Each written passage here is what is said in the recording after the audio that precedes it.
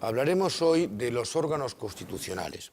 Para referirnos a los órganos constitucionales tenemos que referirnos a las diferentes formas de gobierno.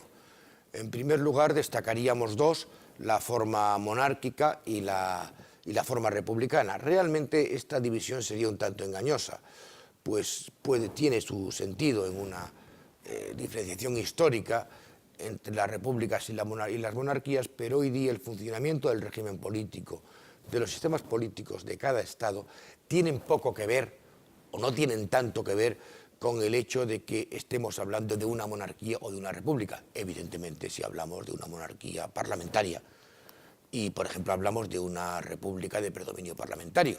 Es decir, por ejemplo, la similitud entre el sistema político italiano y el español, siendo uno monarquía y uno monárquico y otro republicano, son mucho más parecidos, por ejemplo, que el que puede existir, por ejemplo, entre el sistema republicano italiano y el sistema republicano norteamericano. Es decir, que ya no es como antes y no se identifica tanto.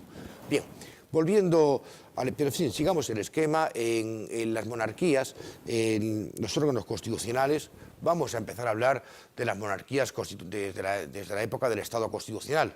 Anteriormente el rey era el poder. En el antiguo régimen, recordemos la frase del rey Sol: el Estado soy yo. Entonces no vamos a hablar de esas formas, estamos hablando solamente de los estados constitucionales, ¿no? Estados que tienen una constitución. En la monarquía constitucional, el rey, por supuesto, había perdido el poder constituyente. Pasa de ser un poder constituyente a convertirse en un poder constituido. El rey es el poder ejecutivo. El rey es el poder ejecutivo y existían los otros poderes, el poder legislativo y el poder judicial. Se administrara la justicia en su nombre o no. Esto realmente no quiere decir intercesión alguna, sino que es una fórmula que viene del medievo, exactamente. El siguiente paso de la monarquía, pasamos de la monarquía constitucional a la monarquía parlamentaria. La monarquía parlamentaria, el rey ya ha perdido los poderes. Ya no solamente no tiene poder constituyente, sino que tampoco es un poder constituido.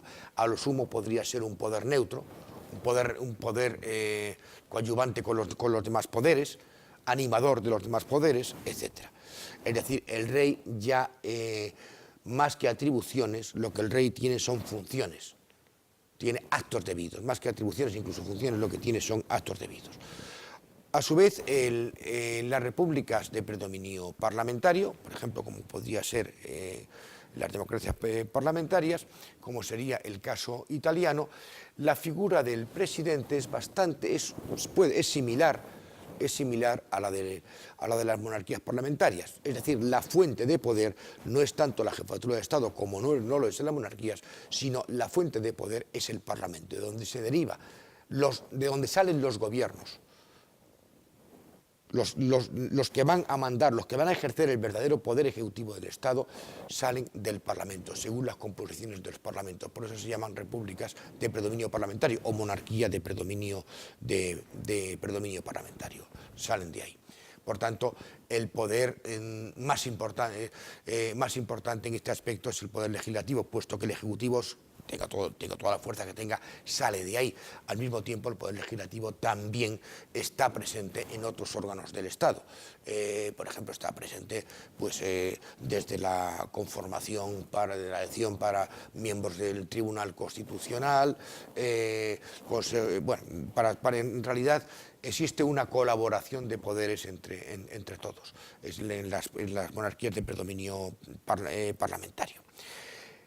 Otro tanto diferente es en las repúblicas de predominio presidencial. El presidencialismo, pues en las repúblicas de predominio presidencial, a quien se elige el jefe del Estado, el poder ejecutivo es el jefe del Estado. Recordemos la Constitución norteamericana, que dice: el ejecutivo es el jefe del Estado. El jefe del Estado, existe, a diferencia del caso anterior, una rígida división de poderes entre el poder ejecutivo y el poder legislativo y, por supuesto, el poder judicial. No podemos hablar propiamente de existencia de un gobierno. por supuesto hay muchos matices en el presidencialismo, no es lo mismo el norteamericano que pueda ser el venezolano, es decir, hay muchos matices, pero en términos generales no podemos hablar de un gobierno como órgano colegiado, cosa que sí hablábamos sobre todo en las repúblicas de predominio parlamentario, monarquías parlamentarias. No existe propiamente un gobierno, existen personas que están a la cabeza de las diferentes ramas de la administración nombradas por el presidente, pero no es otra cosa, es decir, no un gobierno propiamente dicho, un gabinete en el sentido tradicional de la palabra. Luego tendríamos los regímenes de carácter semipresidencialista, pues por ejemplo sería el caso francés o el caso portugués en cierto aspecto, donde existe un presidente electo por la población directamente, no como en las repúblicas de predominio parlamentario, como la italiana, donde el presidente de la república es electo por un cuerpo electoral formado normalmente por las cámaras y un número de compromisarios electos a tal fin y para tal función. En las de predominio en la República Francesa, en las de semipresidencialismo, por decirlo de alguna forma, el presidente es electo, igual que las repúblicas presidencialistas, por el pueblo, pero existe gobierno, un gobierno que debe gozar de la doble confianza del Parlamento, en el caso francés de la Asamblea Legislativa, y del presidente de la República, que es el que los nombra. Es un sistema diferente. Luego, en realidad estamos hablando casi exclusivamente del Estado unitario, porque también podríamos hablar de los Estados federales, la organización del Estado, es mucho más compleja.